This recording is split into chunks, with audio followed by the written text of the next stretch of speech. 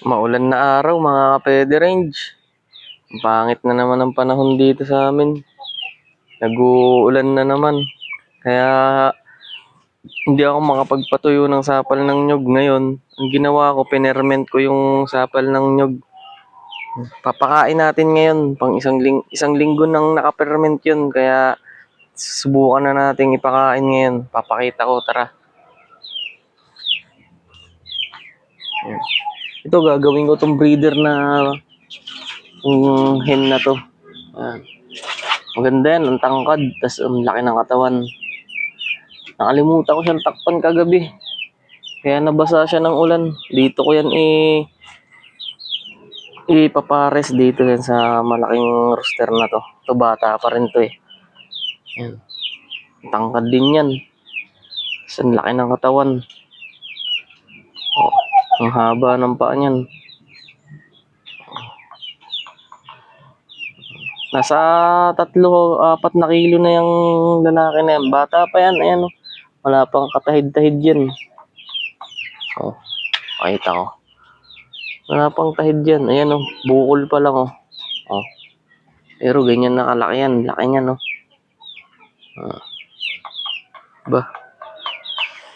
Itong isang rooster ko, naglulugon kaya hindi ko sila mapagpalit ng rooster ko na nakalalagay dito ngayon sa kaber yan. Nangingitlog pa rin sila. Itong sa mga pure kabir ko nangingitlog pa sa kabilang range area na yan.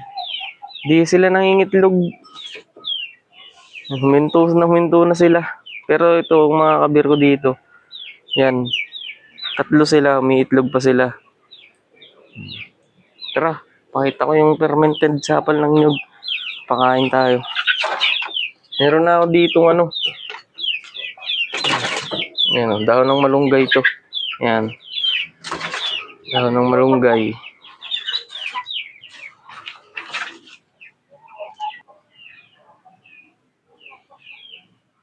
Tara, pakita ko sa inyo ito.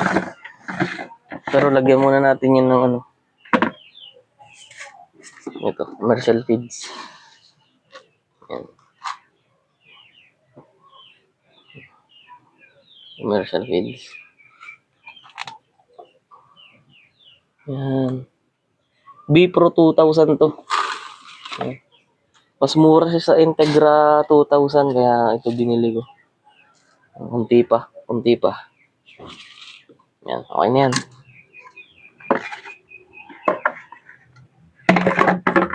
Lagyan na natin tubig para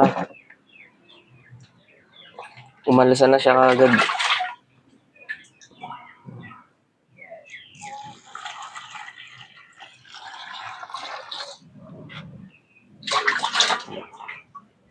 Tingin ko kung maganda yung fermented sapal ng nyug kaysa pinatuyong sapal ng nyug. Kasi ang hirap na magpatuyo ngayon dahil nag-uulan. Ngayon, umaaraw-araw konti. Pero hindi makakatuyo yan ng sapal ng nyug. Kaya ferment tayo. Pwede naman yun eh. Siguro. Ewan ko kung maganda ang resulta. Ito, pinatuyong sapal ng nyug to. Pero ang ilalagay natin, fermented sapal ng nyug. Lagyan mo ng darak.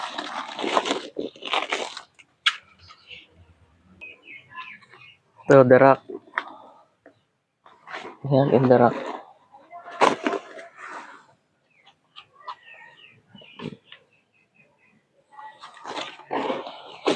Limang ganun. 5 o kaya 6. 3. 4.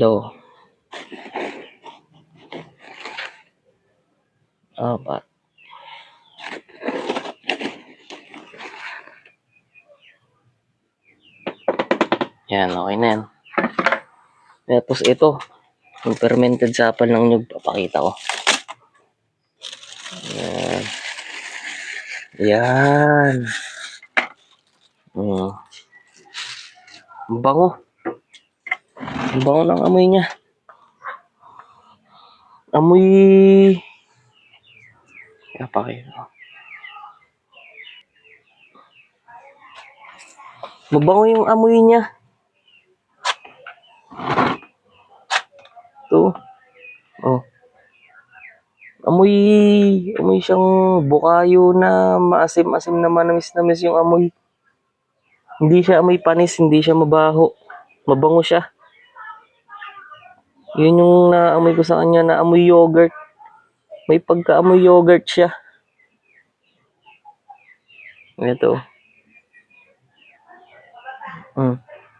Mabango siya. Mas mabango siya sa pinatuyong sapal ng nyug. Ayan na itsura niya, oh.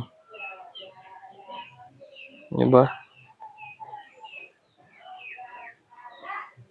Pag mas maganda ito sa kasi yung pinatuyong sapal ng nyug, medyo natatagalan silang tunawin dun eh. Ewan ko lang ito pagka pinerment natin mabilis silang matunaw. Mabilis silang matunawan dito. Mabango siya.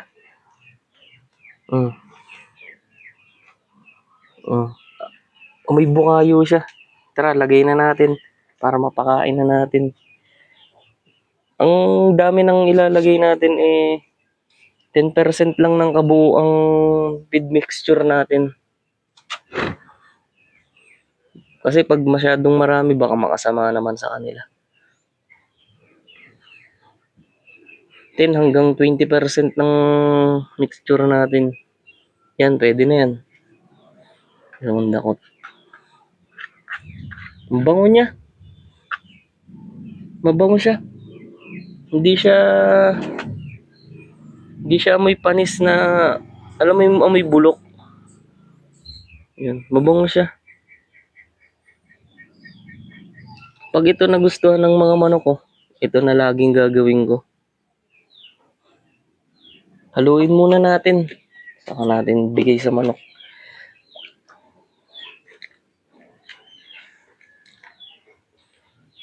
Ang bango ng amoy. Subukan nyo rin to. Baka sakaling maganda sa manok nyo. Ang epekto sa manok nyo. Kasi ako, subok ko na rin tong sapal ng nyug na to eh. Ayan o.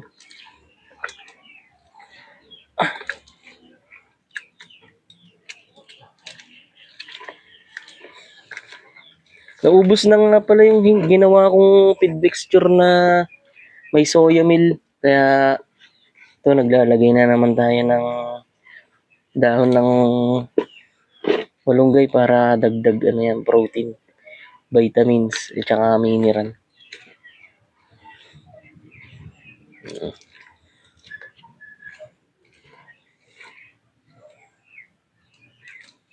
Napadami yung tubig ko.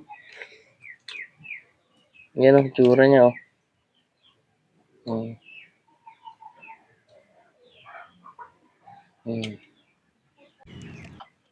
Ang bango ng amoy. Magugustuhan to ng manok kasi mabango yung amoy niya. Tara, bigyan na natin to.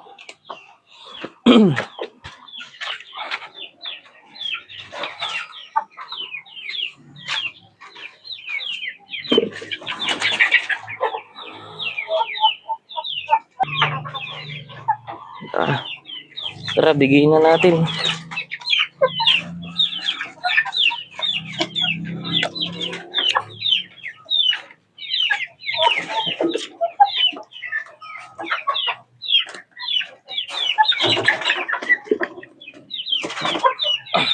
Ito, nakawala na naman.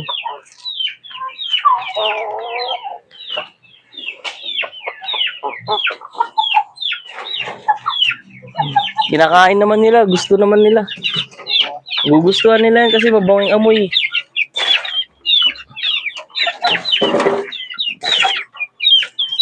Hintayin nyo kung anong resulta sa akin, kung nakasama ba o mas napaganda yung resulta sa mga manok ko.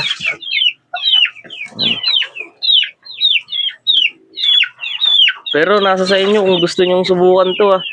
Hindi ko sinasabi na subukan nyo. Nasa sa inyo pa rin. Yan. Ako kasi, yung sapal ng nyug na yan, talagang subok ko na yan. Yan. Pero, yung pinatuyo pa lang na sapal ng nyug, ang nasubukan ko.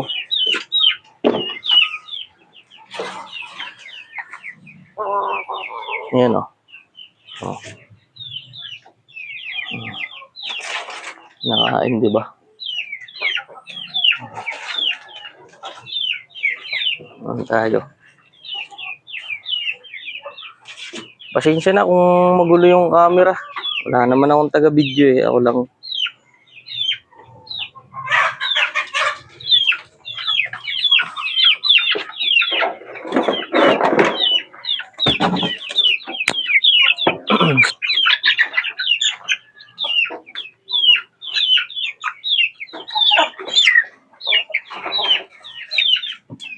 Yun, dun na yun.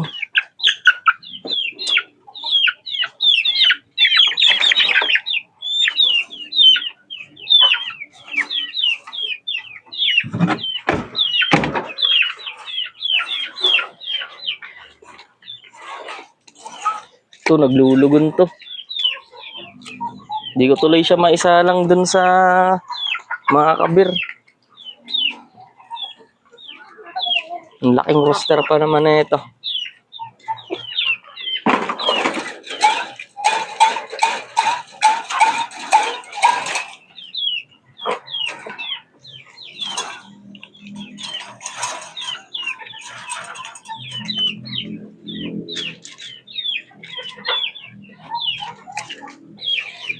Iyon. Oh. Ganda ng mixture natin. Tara, doon naman tayo sa loob. Ito na.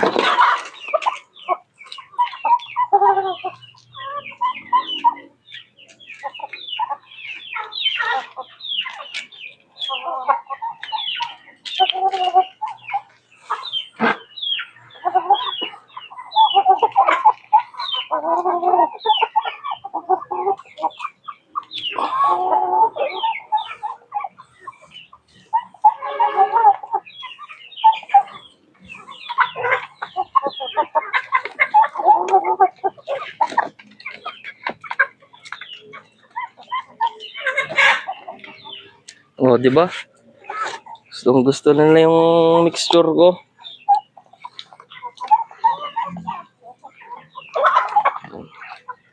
Sana lang magandang resulta nito nung fermented sapal ng nyug. Para hindi na ako mamumblema kung paano ako magpapatuyo ng sapal ng nyug ngayong tag-ulan. Tag-ulan na naman kasi, kaya mahirap nitong patuyo eh.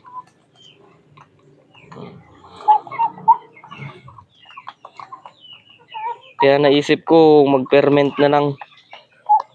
Baka sakaling maganda.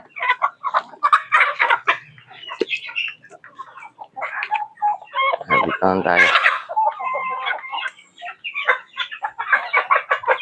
Sa mga 2 months old. Yan. Laking sapal ng nyug. Lalaki na oh.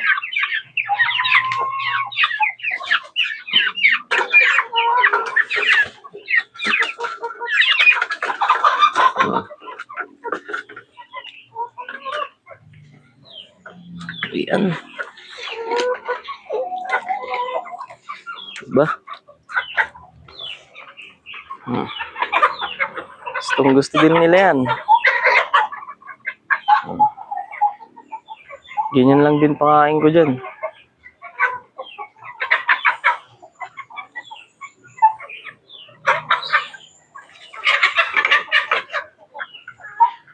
Dito naman tayo, sa kabila. Ayan o.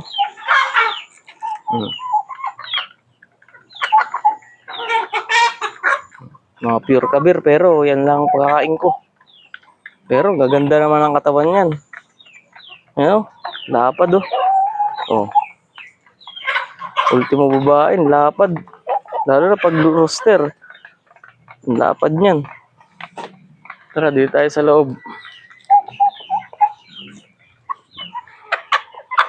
Kakagulo na, tinanghali ako ng gising eh. Ang lamig kasi.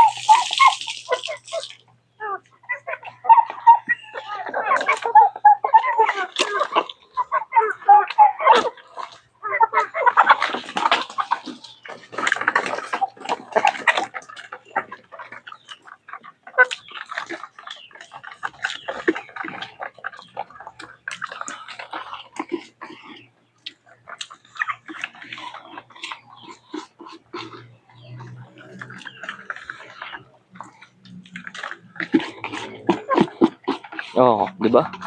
Gustong gusto nila yan.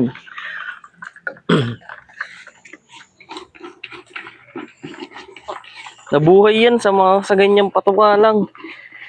Madre de Agua. Yan, sapal ng nyug. Kung saan tayo makakatipid, sinusubukan natin tapos kung ano yung magandang resulta. Eh, yun yung ginagawa natin. Yan. Yung hindi sila mamamayat at hindi titigil sa pangingitlog. Ngayon kasi talagang titigil sa pangingitlog yan dahil ang sama ng panahon dito eh. Pero may mangingitlog pa rin pa konti-konti. Pag tuluyan nung nagbababagyo yan, ay tuluyan na rin hihinto sa pangingitlog yan sila.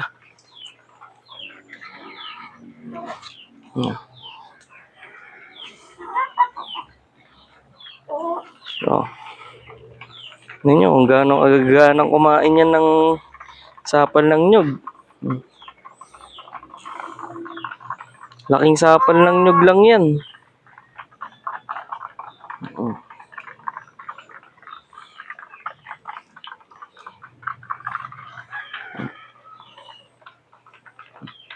Ang gaganda ng mga katawan yan. Ito lang mga bulik ang hindi ko masyadong nagustuhan yung katawan. Dahil dito sa tatay na to. Hindi siya bilog. Kahit na nakakross siya sa kabir, hindi nakuha yung genetics ng ng kabir. Ang nakuha pa rin itong asil. Ang kagandahan lang dito ay mabigat.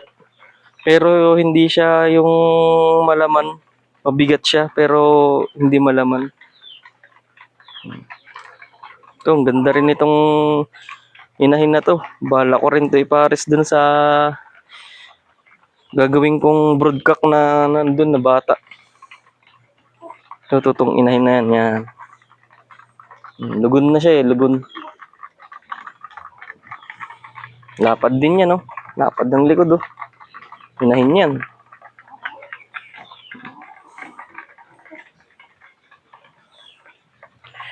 Kung nagustuhan nyo yung gantong mixture, kung gusto nyong gayahin, nasa inyo yan kung gagayahin nyo. Pero dapat obserbahan nyo rin yung mga manok nyo kung magiging pangit o maganda bang epekto sa kanila. Sa akin kasi talagang matagal ko nang subok yung ganyang patuka, yung mga pinaghalo-halo lang.